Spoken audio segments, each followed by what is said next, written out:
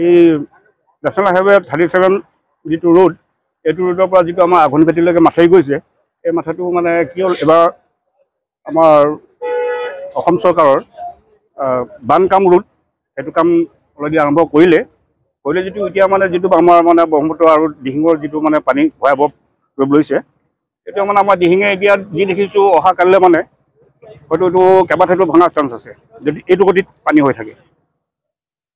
Highway ওপৰেদি কাৰণেও বাগৰা নাছিলে। আগতে আপোনাৰ 1977 এইফালে ছিঙিছিলে, তেতিয়াৰ পৰা ইয়াত হোৱা নাছিলে। ইয়াৰ পৰা ক'লৈকে হৈছে? ইয়াৰ পৰা এতিয়া আপোনাৰ ৰঙালাও বজাৰলৈকে, গেমনে ধৰি লওক, গেমন ঠাই মানে ঠাই গেপছ আছে, ঠাই আকৌ মানে পানী হৈছে। আগত গাইড বান্ধটো আছিলে, এতিয়া ফৌৱে হোৱাৰ পৰা গাইড বান্ধটো উৰুৱাই দিলে। এতিয়ালৈকে পানী বাঢ়ি আছে বুলি জানিব পাৰিছে? হয়, পানী বাঢ়ি আছে। আৰু যদি গোটেই নিশা বাঢ়ি থাকে কেনেকুৱা ধৰণৰ তেতিয়াহ'লে আমাৰ মাথাউৰিটোৰ পৰা আমাৰ ভয়াৱহ ৰূপ ল'ব। বেতনী চাৰিআলি, কিন্তু পানীটো কালিৰ পৰা অলপ বাঢ়ি এতিয়া বৰ্তমান বাঢ়ি গৈ আছে। প্ৰথমে এইটো 2 ডিঙৰ পানী, মঠাইটো দিয়াৰ পৰা মানে পানীটো এনেকুৱা হৈছে নহয়, এই নেশ্যনেল হাইৱেটো ওখকৈ দিয়াৰ লগে লগে আমাৰ বেতনী চাৰিআলি পানীটো মানে যিফালে যাব লাগে সেইফালে যোৱা নাই, গৈছে মানে পশ্চিম চাইডত গৈ আছে এই নেশ্যনেল হাইৱে ওপৰেদি। এতিয়া এই গোটেই অঞ্চলটো আপোনাৰ গেমনৰ পৰা এইটো বেতনী চাৰিআলিলৈকে আমাৰ এইটো মানে পুৰা ফ্লাট হৈ গ'ল, ৰাস্তাৰ ওপৰত। এইটো কালিৰ পৰাতো গাড়ী বন্ধই, বৰ্তমান এতিয়া বন্ধ হৈছে, 2 এখন চলিছে আৰু সৰু সুৰা গাড়ী, ইমানচি গাড়ীটো চলাবই লাগিব। গতিকে চৰকাৰে কি ব্যৱস্থা লয় চৰকাৰৰ লগতে কথা, কাৰণ আমাৰ আজি 4 বছৰ দিন এনেকুৱাতো হোৱা নাছিলে। এতিয়া নেশ্যনেল হাইৱেটোত আগৰ ৰিং বান্ধ আছিলে, নেশ্যনেল হাইৱে যেতিয়া মানে ৰিং বান্ধটো কাটি দিলে, এতিয়া আমাৰ মথাউৰিৰ ওপৰেদি মানে নেশ্যনেল হাইৱে ওপৰেদি পানীটো গৈছে। পানী এতিয়ালৈকে বাঢ়ি আছে? বাঢ়ি আছে। পানী এতিয়াতো বাঢ়ি আছে, এতিয়া কেতিয়া কমেতো আমিতো নাজানি, কাৰণ ওপৰত যদি বৰষুণটো দি থাকে তেতিয়াতো আৰু পানী বঢ়া সম্ভাৱনাটো আছে। ওপৰেদি বাগৰি গৈছে পানীখিনি, কাষৰ গাঁৱলৈ গৈছে।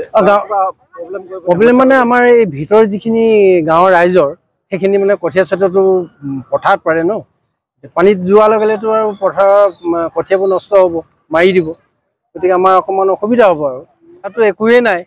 মানুহখিনি কি কয়, আমাৰ দেৰগাঁওখন আছে প্ৰায়, তাততো 3 কুৰিমান ঘৰ মানুহ আছে, আৰু এতিয়া নাহৰ পুখুৰীত আছে প্ৰায় 10-12 ঘৰমান। সেইখিনি মানুহতো পেলাই দি এতিয়াতো হাহাকাৰ হৈ আছে, এতিয়া পানী মুধচ চুইছেগৈ। এতিয়া সেইখিনি মানুহটো আমাৰ নেশ্যনেল হাইৱেৰ ওপৰত মানে থাকিবলগীয়া হৈছে ন।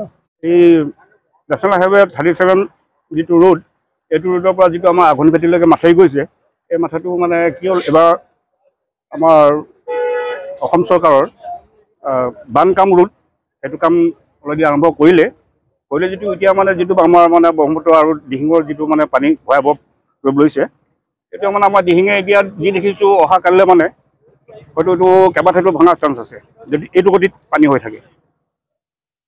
হাইৱে ওপৰেদি কাৰণেও বাগৰা নাছিলে। আগতে আপোনাৰ 1977 এইফালে ছিঙিছিলে, তেতিয়াৰ পৰা ইয়াত হোৱা নাছিলে।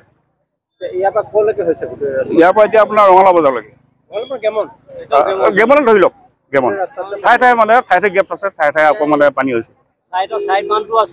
আগত গাইড বান্ধটো আছিলে, এতিয়া ফৌৱে হোৱাৰ পৰা গাইড বান্ধটো উৰুৱাই দিলে। এতিয়ালৈকে পানী বাঢ়ি আছে বুলি জানিব পাৰিছে? হয়, পানী বাঢ়ি আছে।